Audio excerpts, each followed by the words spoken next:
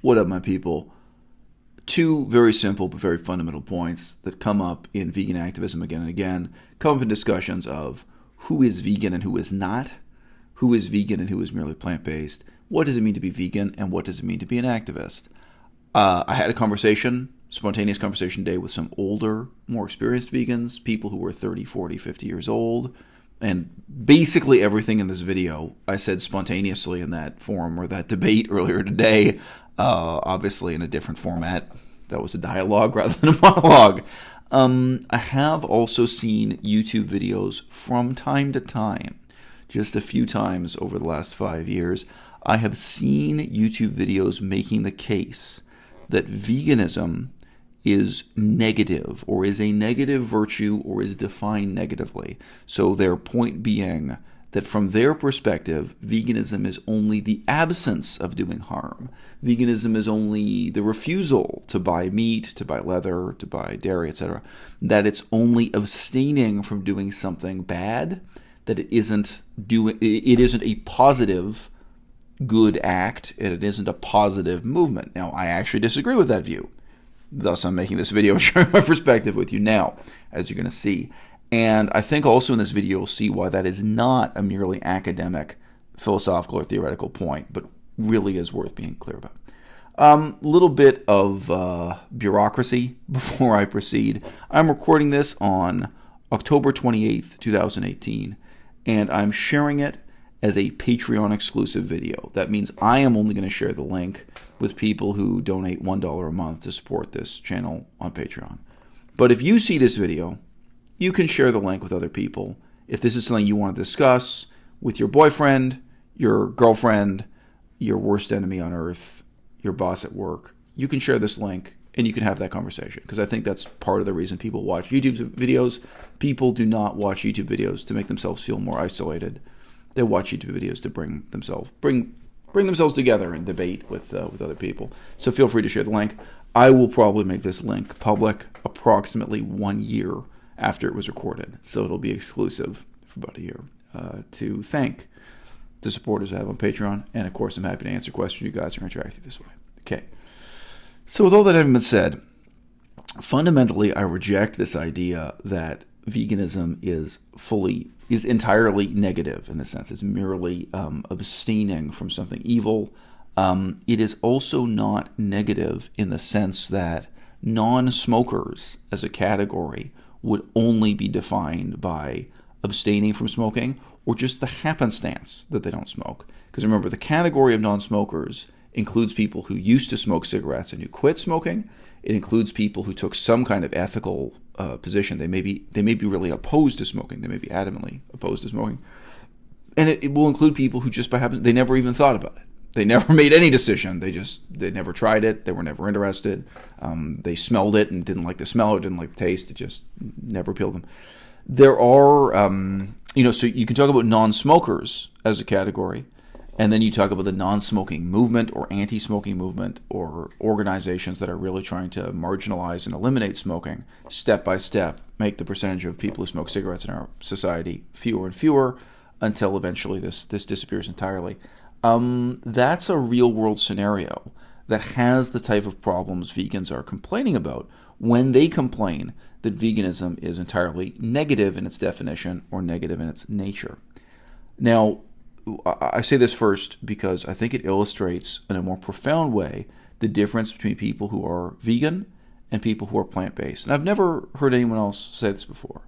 For me, the difference between vegan and plant-based is not the difference between ethical veganism and health-based veganism. Veganism proper, it's never going to be satisfied with merely a personal decision to be vegan. I would point out that there is something implicit, not stated in the Vegan Society's definition of veganism, that makes the decision to be vegan very different from the decision to wear a yellow shirt or a purple shirt. You may have a personal preference that you only want to wear the color pink. You want to wear pink shirts for the rest of your life. It's a fashion choice. It's a decision you made. If you made that decision, if that's your preference, are you now going to try to convince your brother, your sister, and your dad to wear pink shirts all the time? Why would you?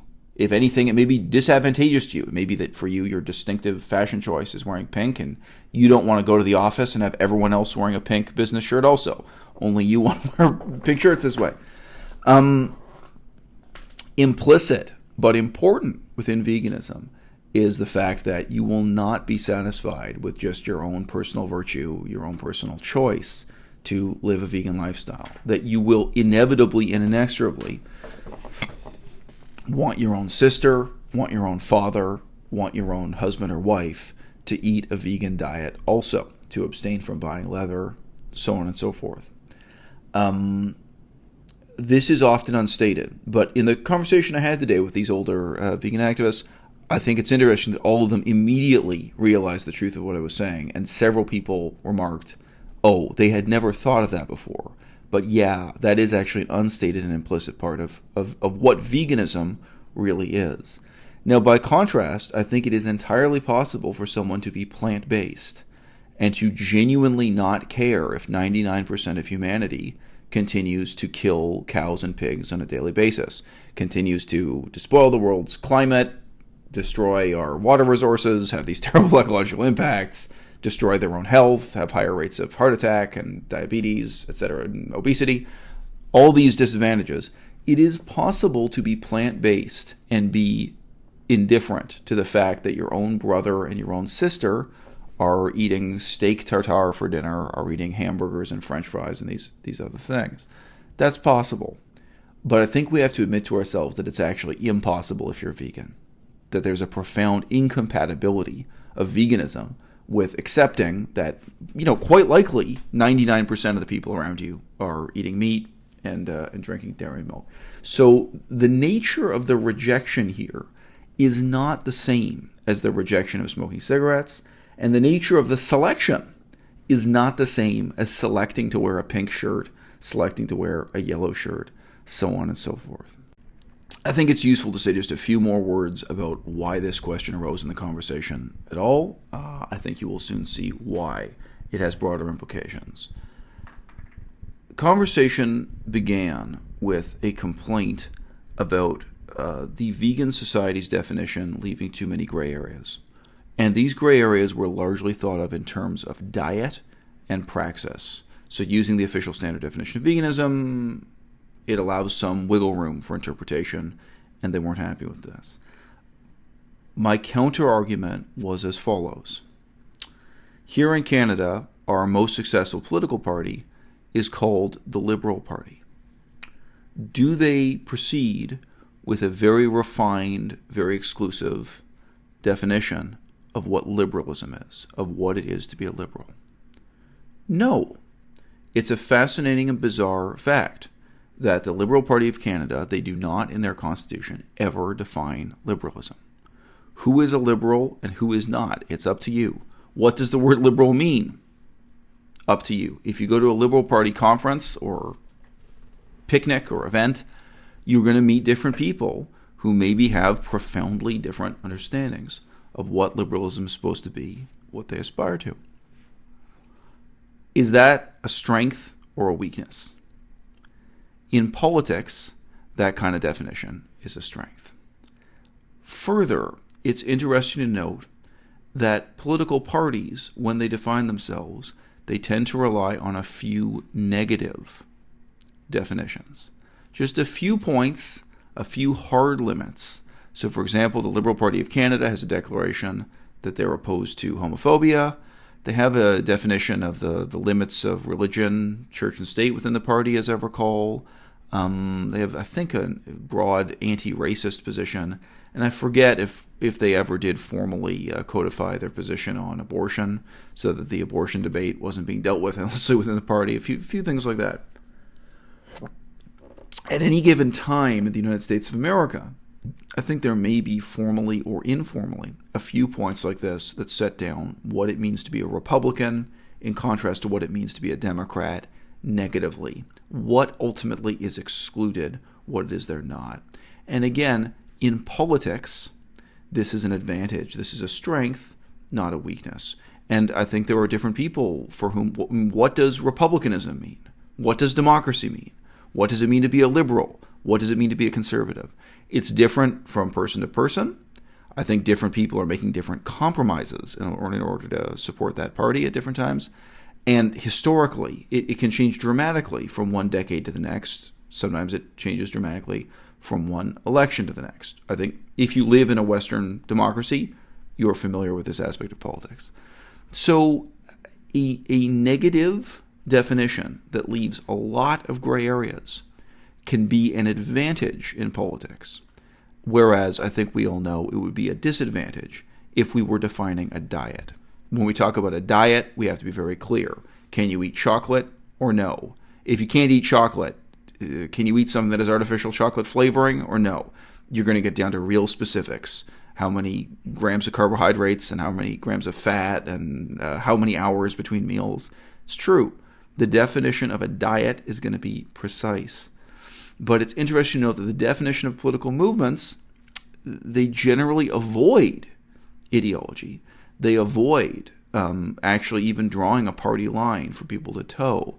They try to create an inclusive rallying point, a crossroads that people can gather at with very different assumptions. Now, are there disadvantages to this?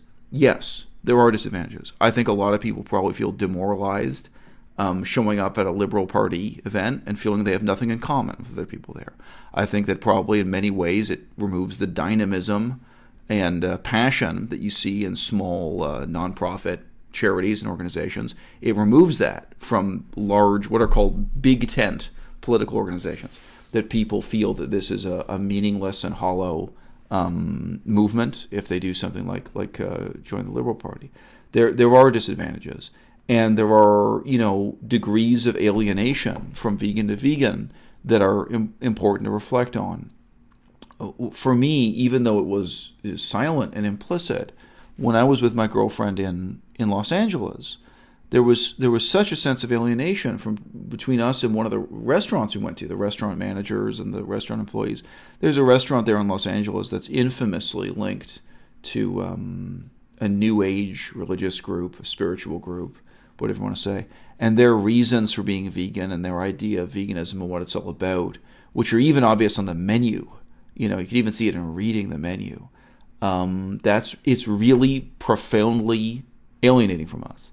And I've, of course, now had hundreds of interactions with other vegans where I find out, how little we have in common, how little common ground we have.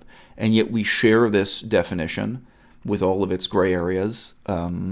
We share some common aspiration to make the world a better place. How we do that, how we move forward, it's genuinely contestable. But I don't think the next step forward is to have a stricter definition that is going to exclude other people from participating. For the last 5 years, I've been trying to recruit talent. And I've got to tell you, even with this incredibly broad, incredibly vague definition, with all of its gray areas, and the predominant concept of veganism being merely negative and so easy to practice, let me tell you, folks, talent is scarce. Getting 5 people together who can lobby City Hall, or 5 people who can sit around a round table and record a YouTube video. It's amazing to me how difficult that's been to organize.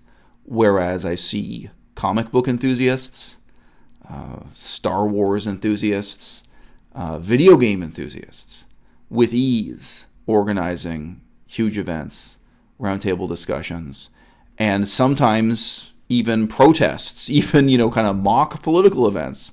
They protest against the company making the Star Wars movies because they thought the last Star Wars movie was so bad. And even if they're doing that as a joke or with a sense of fun and a sense of detachment, even if you look at the conferences and events that are organized by fans of Game of Thrones, A Song of Ice and Fire, it's humbling. If we weren't humble enough as a movement, take a good look and get humbled, because there are a lot of people out there who are getting much better results starting from a much weaker premise. And the lack of motivation, the lack of good faith, public spirited effort to make the world a better place within veganism. I don't know, man. What are you going to tell your grandkids? What are you going to tell your grandkids that you did back in the year 2018 when the polar ice caps hadn't melted yet?